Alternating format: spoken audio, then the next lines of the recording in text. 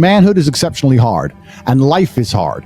But how you shape yourself will determine how hard it is for you and how miserable it will be. As a man, there is no easy life. Your life is not about being easy. Your life is not about being happy. Your life is always going to be difficult. All of the pain you feel, all of the sadness you feel, you're supposed to feel as a man, and you have two effective binary choices. You either go through the suffering and go through the trauma and go through the hardship it takes to be a man of value, or you suffer eternity as a nobody. And being invisible, I would argue. Provavelmente você conhece o Andrew Tate, ou você pelo menos já ouviu falar. Eu peguei um trecho de um vídeo que é um pouquinho mais motivacional, vamos chamar assim, né? É um dos motivos do porquê ele é seguido por muitos, mas ele não é famoso na grande mídia por esses motivos. Ele é famoso por coisas negativas, por masculinidade tóxica. E tem esse Dr. K aqui, ele é psicólogo, ele tem um canal gigantesco aqui no YouTube, né? 2,16 milhões de inscritos, mais de 1000 vídeos. E aqui nesse take ele fala um pouquinho sobre esse ponto de vista que ele tem do Andrew Tate, e eu achei um pouquinho interessante. Eu vou dar play aqui pra você acompanhar. Como sempre, eu legendei o conteúdo pra você conseguir consumir ele. Se você quiser aprender inglês sem precisar de legenda, sem precisar de auxílio, o curso de inglês Nick Pereira vai estar na descrição. Se você tiver qualquer dúvida, chama lá no Instagram, o link do Instagram também vai estar na descrição. If you are a man and you say, I am suffering today, what is the response that you're gonna get? Shut up.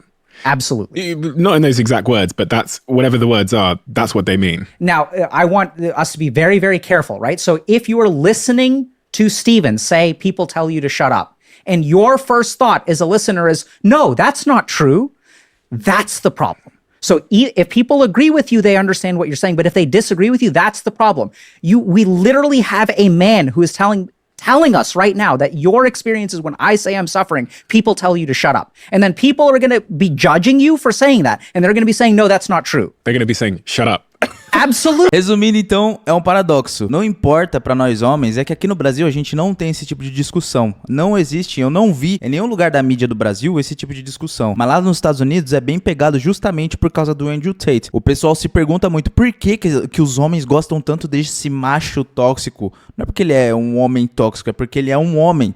É da mesma maneira que a gente gosta do Patrick Bateman, por mais que ele seja totalmente torto, que a gente gosta de Batman, que a gente gosta do Coringa, que são homens que fazem coisas de homens, tá ligado? A gente gosta de filme de boxe, Rock Balboa, Mike Tyson. É porque a gente não tem um role model de homem. E é isso aqui que eles estão pontuando. Quando um cara fala, eu tô triste, basicamente o que ele vai ouvir é mano, cala a boca. Não desse jeito, não vai ser um direto cala a boca, mas vai ser uma desconversinha que vai desviar do assunto pra não afirmar, pra não reafirmar esse pensamento que ele tá tendo. E esse paradoxo que eles criaram aqui é muito real. Um cara chega e fala, mano, quando eu expresso meus sentimentos, basicamente o que eu ouço é um cala a boca.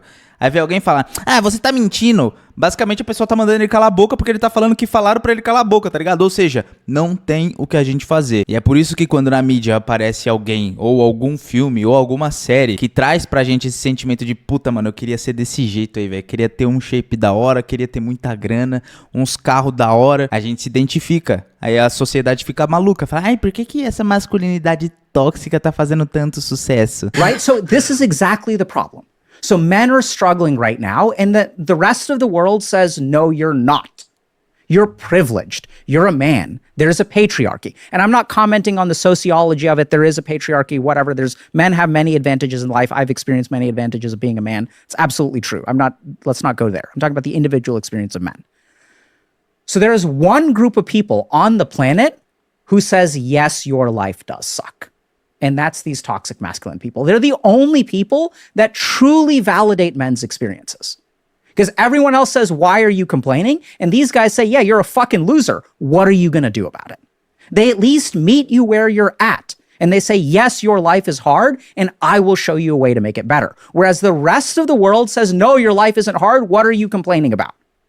And I've seen this as a doctor. I've seen patients who are complaining about pain, women who are complaining about pain because they have an internal bleed within the wall of their uterus that cannot get detected. And they're saying, I'm hurting, and we ignore this person's pain. And that's when things go bad.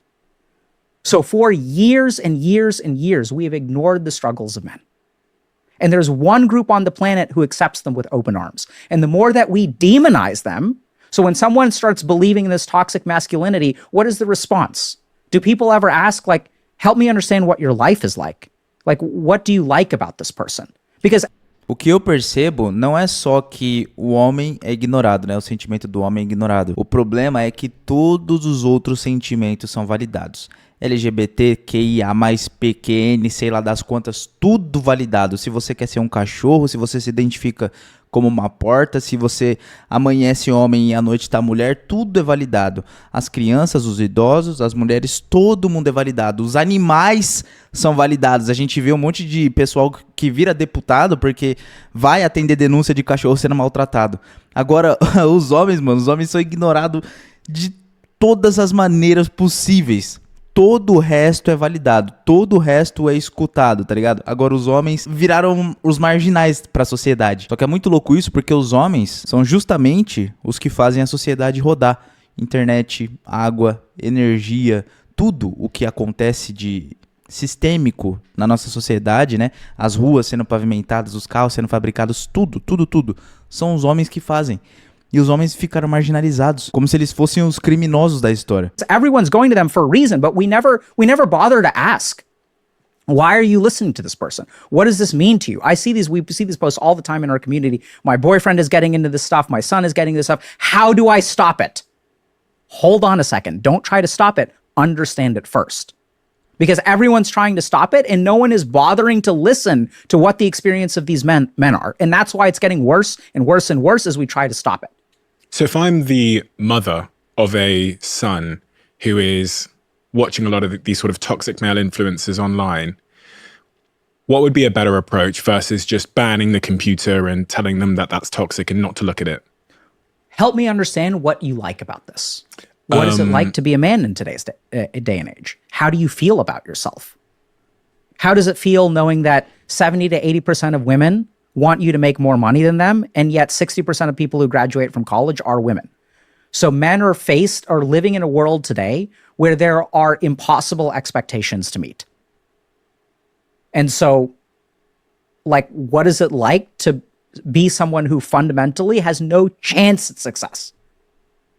Right? These are the kinds of things that you need to say to these people. You need to give them an alternate place to go where they can be heard and helped, supported, and understood. See, anytime we make a judgment, our mind already has a conclusion. There's nothing left to learn anytime we're judgmental. So what do we do to all these people who are toxic men? We even create the word toxic. We literally label them as bad in some way. And I'm not saying that the behavior isn't toxic. But what I'm trying to point out is that even in our language, there is so much harsh judgment. So I once had a patient. We both just did it, didn't we? Absolutely. So I once had a patient who was smearing feces all over the school. So adolescent kid, right? And when you have a kid who's literally taking a shit and wiping it on the walls and stuff, what happens? The kid gets punished. Kid gets punished again and again and again. The one really sad thing is no one ever asks, why are you doing this? What's going on inside you? Because healthy kids don't do this. It's only kids who've been traumatized in some way. And as I've worked with incels, as I've worked with people who are toxically masculine, it always starts with trauma. And when I say always, this is a clinical experience, but I'm talking about 100%. So 100% of people start on this path by getting hurt in some way, by getting taken advantage of in some way, by sacrificing something and not getting something in return. And they have their share of responsibility too. I'm not saying that they're hapless victims, but I think that people who are raised with love and compassion and do have connections don't go down this road. E aqui na conclusão dele, a gente basicamente volta para aquele mesmo problema lá do início. Uma família bem estruturada cria uma pessoa bem estruturada. Se lá no começo já tem trauma, a pessoa lá na frente vai ter trauma. E quando a gente tem uma sociedade onde mais da metade das famílias são quebradas, né? Não impressiona, o índice de violência está aumentando, o índice de criminalidade está aumentando, o índice de pessoas perdidas, o índice de pessoas tirando a própria vida aumentando, porque tudo remete lá no começo. Lá no começo já tem aquele trauminha, a falta de um pai. Cadê meu pai? Quem é meu pai? Por que meu pai não me vê todo dia? Por que meu pai não tá morando junto comigo? Por que eu só vejo meu pai no final de semana? Por que meu pai não veio me buscar esse final de semana? Tudo remete a esse primeiro contato de humanidade. Quem que é esse homem aqui, mamãe? Mamãe, aonde você vai, mamãe? Mamãe, não vai não, mamãe. Quero ficar aqui com você. Tudo remete ao começo. Não adianta, todos os problemas que a gente tem. Não dá pra falar que se lá no começo fosse 100% certo, daria 100% certo, porque humano é humano, né? Mas o principal motivo dos problemas estarem aumentando na sociedade que a gente tem atualmente, um monte de gente confusa, que não sabe se é um peixe, se é um gato, se é um cachorro, tudo leva lá no começo, esses mesmos traumas. Desde lá 1960 que aconteceu a revolução, que a gente sabe, começou esse negócio de banalizar, né? O genitor, não chama nem de pai, é o genitor do meu filho. Aí pronto, aí a gente já sabe qual que é o resultado. Cresce o moleque revoltado, cresce a menina daquele jeito que a gente sabe, gravando vídeo aqui com 18 anos falando que já deu pra mais de 100 cara. Então é isso, aqui no Brasil a gente tá chegando ainda na discussão de relacionamentos, enquanto lá nos Estados Unidos já passou essa era de falar sobre relacionamentos. Quer dizer, passar não passou porque o problema tá só aumentando, né? Então ainda é comentado. Mas eles já estão falando bastante sobre a solidão do homem. Estão querendo validar um pouquinho mais o homem, já que o homem tá tão isolado aqui nos cantos. Aqui no Brasil ainda vai demorar um pouquinho pra gente chegar nisso. Então não crie muita esperança e continue vivendo a sua vida difícil do jeito que ela tem que ser vivida, sem esperar melhora, sem esperar a ajuda do próximo. Faça você por você e foda-se o resto. Fechou? Deixe seu comentário, se inscreve e comenta aqui o que você achou desse vídeo. Tamo junto, até a próxima.